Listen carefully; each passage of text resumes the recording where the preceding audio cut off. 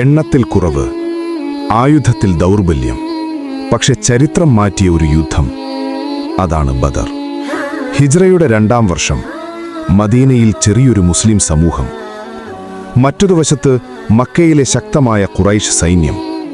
313 വിശ്വാസികൾ 1000 സൈനികർക്ക് മുന്നിൽ.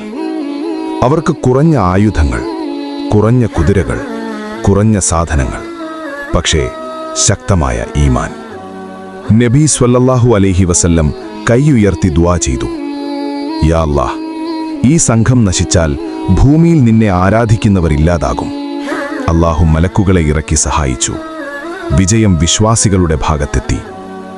ബദർ ഒരു യുദ്ധമല്ല, അത് ഈമാന്റെ വിജയമാണ്.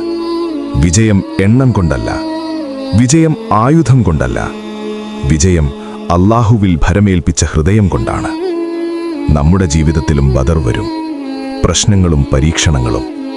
അപ്പോൾ ഓർക്കൂ, ബദറിൽ ജയിച്ചത് 313 പേരല്ല, ജയിച്ചത് അവരുടെ ഈമാനാണ്.